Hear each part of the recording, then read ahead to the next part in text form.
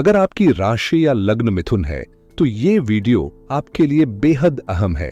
इसे ध्यान से सुनिए और समझिए, क्योंकि हम बात करने जा रहे हैं उन आने वाले प्रभावों की जो आपकी जिंदगी को गहराई से छू सकते हैं। 29 मार्च 2025 को शनि ने अपनी स्थिति बदली है और उसी दिन 6 ग्रहों का अद्भुत संयोग बना, जिसने कुल 15 विशेष योगों को जन्म दिया। शनि के इस महापरिवर्तन पर हमने पहले भी चर्चा की थी, खासकर उन राजयोगों पर जो आपकी तरक्की का द्वार खोल सकते हैं। लेकिन आज हम बात करेंगे उन दुर्योगों की जो आपको चुनौतियों में डाल सकते हैं। और ये कोई एक दो नहीं, बल्कि पूरे 5 दुर्योग हैं जिनका प्रभाव आपकी सोच, फैसलों और रोजमर्रा की जिंदगी पर गहरा असर डाल सकता है। इनसे कैसे बचें, क्या सावधानियां बरतें और कौन से उपाय आपके लिए सहायक होंगे, इस वीडियो में आपको मिलेगा एक स्पष्ट मार्गदर्शन, ताकि आप इन नकारात्मक प्रभावों से खुद को सुरक्षित रखते हुए अपने जीवन को संतुलन और सफलता की ओर ले जा सकें। प्रिय दर्शकों, अगर आप जानना चाहते हैं कि आने वाला समय आपके लिए क्या संकेत लेकर आ रहा है, तो इस वीडियो के अंत तक जरूर बने रहिएगा, क्योंकि हम बेहद अहम ग्रह परिवर्तनों और उनके असर की बात करने जा रहे हैं। शनि का जो महापरिवर्तन हाल ही में हुआ है, वह केवल एक शुरुआत है। आने वाले महीनों में कई दुर्लभ ग्रह स्थितियां बनने जा रही हैं जो सामान्य रूप से देखने को नहीं मिलती। साल 2025 की शुरुआत से ही ऐसे कई खास योग बनते चले आ रहे हैं जिनका प्रभाव हर राशि पर अलग अलग रूप में पड़ेगा। हर योग 2025 की शुरुआत से ही बनते चले आ रहे हैं का एक विशिष्ट समय होता है और इन्हें समझना बहुत जरूरी है ताकि आप सही निर्णय ले सकें। अब बात करते हैं उन दुर्योगों की जो विशेष रूप से मिथुन राशि वालों के लिए सावधानी की घंटी हो सकते हैं, जैसे कि सूर्य और राहु के मेल से बनने वाला ग्रहण योग, जो भ्रम और असमंजस की स्थिति ला सकता है। सूर्य और शनि का एक साथ आना जो जीवन में संघर्षों को जन्म दे सकता है। बुध और राहु का संयोग जिससे जड़त्व योग बनेगा, यानी सोचने समझने की क्षमता प्रभावित हो सकती है। और शुक्र व राहु की युति जो लंपट योग बनाती है, जिससे व्यक्ति भटकाव का शिकार हो सकता है। इन सभी योगों का समय पर विश्लेषण और उपाय जानना बेहद जरूरी है, ताकि आप आने वाले समय को समझदारी और संतुलन के साथ जी सकें। जब शनि और राहु एक ही राशि में संयोग करते हैं, तो यह एक बेहद तीव्र और जटिल ग्रह स्थिति बनाता है, जिसे ज्योतिष में श्रापित योग या पिशाच योग जैसे नामों से जाना जाता है। और अब मिथुन राशि वालों के लिए ऐसे 5 प्रभावशाली दुर्योग बनते दिख रहे हैं जिनका असर सामान्य नहीं बल्कि गहरा और दूरगामी हो सकता है। ये योग सिर्फ ग्रहों का संयोग नहीं है, बल्कि जीवन के अहम क्षेत्रों में उथल पुथल लाने वाले संकेत हैं, खासकर जब ये दशम भाव यानी कर्म क्षेत्र में बन रहे हों। मजे की बात यह है कि इन योगों में शामिल ग्रह सिर्फ एक ही भाव को नहीं प्रभावित करते, बल्कि ये अलग अलग भावों के स्वामी भी हैं, जिससे इनका प्रभाव जीवन के कई स्तरों पर महसूस होगा। उदाहरण के तौर पर बुध जो मिथुन राशि के लिए लग्नेश होने के साथ साथ सुख भाव के स्वामी भी हैं, उनके साथ जब राहु जैसी ग्रह ऊर्जा जुड़ती है तो मानसिक स्पष्टता में भ्रम पैदा हो सकता है। वहीं शुक्र जो पंचम भाव यानी बुद्धि और संतान के स्वामी हैं, साथ ही व्यय भाव के भी स्वामी हैं, वे जब राहु से युक्त होंगे तो निर्णय क्षमता प्रभावित हो सकती है। और शनि की बात करें, जो आपके अष्टम भाव और भाग्य भाव दोनों के अधिपति हैं, उनका राहु से जुड़ाव जीवन में अचानक परिवर्तन, चुनौतियों और मानसिक उलझनों की स्थिति बना सकता है। इन ग्रह स्थितियों को सिर्फ नकारात्मकता के चश्मे से न देखकर हमें इन्हें चेतावनी और आत्मनिरीक्षण के अवसर के रूप में देखना चाहिए, ताकि सही समय पर सही कदम उठाकर हम इन प्रभावों को संतुलित कर सकें। जैसा कि हमने पहले चर्चा की, ये जो दुर्योग हैं, ये सभी एक साथ नहीं बल्कि अलग अलग समय पर सक्रिय रहेंगे और फिर धीरे धीरे समाप्त भी होंगे। इसलिए यह जानना बेहद जरूरी है कि कौन सा योग कब तक असर दिखाएगा। सबसे पहले बात करें संघर्ष योग और ग्रहण योग की, जो सूर्य, शनि और राहु के मेल से बनते हैं तो ये दोनों योग 14 अप्रैल से पूर्ण हो जाएंगे, जब सूर्य मेष राशि में प्रवेश करेगा। इसी दिन इन दुर्योगों का प्रभाव समाप्त हो जाएगा और एक बड़ी मानसिक राहत की शुरुआत होगी। इसके बाद 7 मई को बुध का राशि परिवर्तन होगा, जिससे अब तक बना हुआ जड़त्व योग यानी सोचने समझने की क्षमता में रुकावट का जो असर था, वह भी धीरे धीरे खत्म होने लगेगा। फिर आता है 18 मई का दिन, जब राहु राशि बदलेंगे और उसी के साथ शुक्र राहु के मेल से बना लंपट योग और शनि राहु द्वारा निर्मित श्रापित योग या पिशाच योग भी समाप्त हो जाएंगे।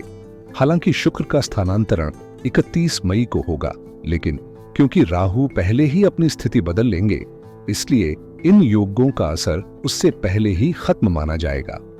इन तारीखों को ध्यान में रखते हुए आप आने वाले दिनों की योजना इस तरह बना सकते हैं कि इन ग्रह परिवर्तनों से जुड़ी संभावित चुनौतियों से सहजता से पार पाया जा सके। तो चूंकि ये दुर्योग अलग अलग समय तक सक्रिय रहेंगे, इसलिए इनके प्रभाव भी क्रमशः हमारे जीवन में महसूस होते रहेंगे। लेकिन यहाँ एक और अहम बात है जिस पर ध्यान देना जरूरी है। इन योगों को और अधिक तीव्र बना रहा है केतु की दृष्टि, जो इन ग्रह स्थितियों को और भी गहराई से प्रभावित कर रही है। अब अक्सर जब हम इस तरह के नकारात्मक योगों की चर्चा करते हैं, तो मन में चिंता, डर या असहायता की भावना आ जाती है। ऐसा लगता है मानो जीवन में केवल मुश्किलें ही आने वाली हैं। लेकिन ठहरिए, यही परिप्रेक्ष्य अधूरा है, क्योंकि हमने पहले जिन राजयोगों पर बात की थी, अगर आपने वो वीडियो नहीं देखी है तो जरूर देखिए, क्योंकि वहीं से तस्वीर संतुलित होती है। हर दुर्योग के साथ कोई न कोई शुभ योग भी जन्म ले रहा है और वहीं से रास्ता निकलता है इस उथल पुथल से बाहर आने का। अब सवाल है कि इन दुर्योगों का असर कैसे कम किया जाए। तो इसका पहला और सबसे महत्वपूर्ण उपाय है अपने कर्म पर ध्यान केंद्रित करना। आप चाहे किसी नौकरी में हो, खुद का व्यवसाय करते हो या किसी रचनात्मक क्षेत्र से जुड़े हो, आपको अपनी निष्ठा, ईमानदारी और मेहनत को कम नहीं होने देना है, क्योंकि यही आपकी ढाल बनेगी इन दुर्योगों के सामने। जब आपकी ऊर्जा कर्म में सकारात्मक होगी, तो ग्रहों के नकारात्मक प्रभाव भी सीमित रहेंगे और आप अपने लक्ष्य की ओर स्थिरता से बढ़ पाएंगे। इस समय आपको अपने करियर को लेकर बेहद सजग रहने की जरूरत है। खासकर अगर आप नौकरी पेशा हैं, तो लापरवाही की कोई गुंजाइश नहीं होनी चाहिए। ग्रहों की स्थिति कुछ ऐसे संकेत दे रही है कि भ्रम की स्थिति पैदा हो सकती है। कोई अफवाह, कोई गलतफहमी या कोई व्यक्ति जानबूझकर आपके खिलाफ माहौल बना सकता है। ऐसे में मन में यह आशंका उठ सकती है कि कहीं नौकरी पर संकट न आ जाए या कार्यस्थल पर कोई गंभीर समस्या खड़ी न हो जाए। लेकिन इन सब मानसिक दबावों के बीच सबसे जरूरी बात है कि आप अपने कर्तव्य से डगमगाएं नहीं। डर की जगह स्पष्टता और चिंता की जगह कर्मशीलता को अपनाइए। अपने कार्य को और अधिक निष्ठा, अनुशासन और समर्पण के साथ कीजिए। खास तौर से अगर आप सरकारी सेवा से जुड़े हुए हैं या किसी प्रशासनिक प्रक्रिया से वास्ता रखते हैं, तो अतिरिक्त सतर्कता अपनाना बेहद जरूरी होगा, क्योंकि इन क्षेत्रों में जरा सी चूक भी बड़ा परिणाम दे सकती है। याद रखिए, इस समय आपकी सावधानी ही आपका सबसे बड़ा सुरक्षा कवच है। इस दौरान आपको रिश्तों और व्यवहार को लेकर भी संतुलन बनाए रखना होगा। लोगों से मिलना जुलना, अच्छे संबंध बनाना और दोस्ताना रवैया रखना जरूरी है, लेकिन उतना ही जरूरी है सोच समझकर भरोसा करना। हर मुस्कुराता चेहरा भरोसे के काबिल हो, यह जरूरी नहीं, और यही समय की सबसे बड़ी सीख हो सकती है। इसलिए अंधविश्वास की भूल बिल्कुल न करें। विश्वास करें, लेकिन विवेक के साथ। जब कोई आपको कोई बात बताए या कोई सुझाव दे, तो उसे बिना जांचे परखे सच मान लेना ठीक नहीं होगा। खुद से सोचिए, विश्लेषण कीजिए कि जो कहा जा रहा है, क्या वह तार्किक है, क्या वह आपके हित में है। क्योंकि इस समय यह भी संभव है कि कोई नजदीकी व्यक्ति जिसे आप अब तक अपना समझते आए हैं, वो पीठ पीछे कुछ ऐसा कर जाए जो आपके हितों को नुकसान पहुंचा दे। षड्यंत्र या धोखे जैसी स्थितियां उभर सकती हैं, इसलिए दिल के साथ साथ दिमाग को भी सजग रखना बेहद जरूरी है।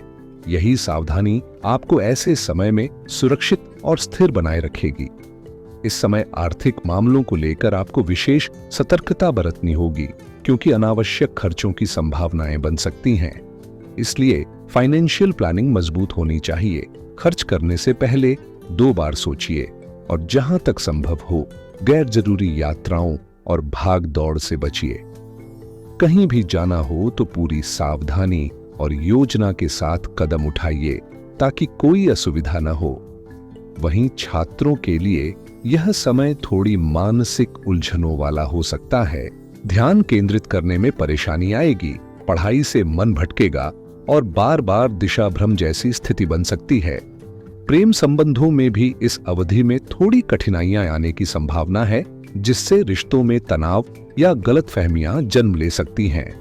कुल मिलाकर यह वक्त थोड़ा चुनौतीपूर्ण रहेगा। मानसिक थकावट, उलझन और यह एहसास कि जैसे सारे रास्ते बंद हो गए हों, ऐसे विचार मन में आ सकते हैं।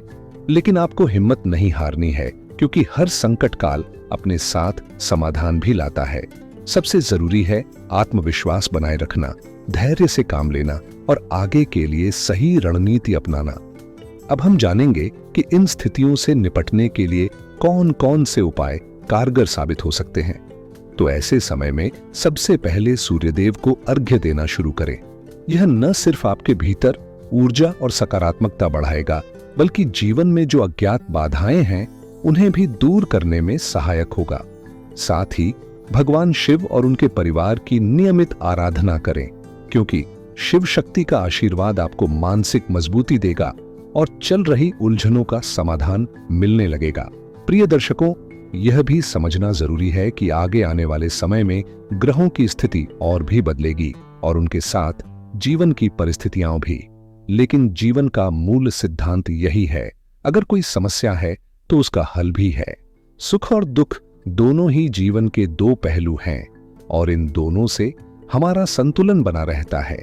जब जीवन खुशहाल हो तब अति उत्साहित होकर सब कुछ लुटा देना समझदारी नहीं होती, और जब हालात कठिन हो तो हिम्मत हार कर दूसरों पर निर्भर हो जाना भी सही नहीं होता। मतलब यह है कि हर परिस्थिति में हमें संतुलन बनाए रखना चाहिए, न तो ऐश्वर्य में फूले न समाना और न ही कठिनाई में टूट जाना। अगर आपके पास सुख सुविधाएं हैं, धन है, संसाधन है, तो उन्हें सोच समझकर सही जगह पर उपयोग करें, क्योंकि इनका इस्तेमाल करना गलत नहीं है। गलत है उनका दुरुपयोग या उन्हें लेकर अहंकार पाल लेना। पैसे को खर्च करना बुरा नहीं है, ये पूरी तरह से आपकी व्यक्तिगत पसंद पर निर्भर करता है। लेकिन मेरी जिंदगी के अनुभवों से एक बात साफ है, अच्छे समय में अगर हमने संयम नहीं रखा तो बुरे वक्त में पछताना तय है। मैंने कई लोगों को देखा है जो जब सफलता की चोटी पर थे तब उन्होंने बिना सोचे समझे फैसले लिए, गलत दिशा में पैसा लगाया या व्यर्थ के कामों में धन बहाया। पर जब हालात बदले और समय ने करवट ली, तब वही लोग सोचते रह गए कि काश उस सुनहरे दौर में थोड़ी समझदारी दिखाई होती। एक छोटा सा उदाहरण लीजिए जो ज्योतिष से इतर है, लेकिन आपके जीवन के लिए बेहद उपयोगी हो सकता है।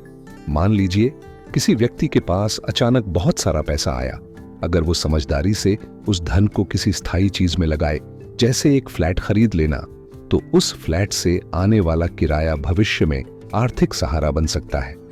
पर अगर वही पैसा मौज मस्ती में उड़ा दिया जाए तो जब तंगी आएगी तब अफसोस के सिवा कुछ नहीं बचेगा। मैं ये बातें इसलिए साझा कर रहा हूं क्योंकि ग्रहों की चाल जैसे जीवन में उतार चढ़ाव लाती है, वैसे ही हमें भी अपनी समझदारी और दूरदृष्टि से इन परिवर्तनों का सामना करना आना चाहिए। जब समय साथ हो तो आगे की तैयारियां क्वाइटली कर लीजिए, ताकि कठिन समय में आत्मनिर्भर बने रहें, न कि परिस्थितियों के गुलाम।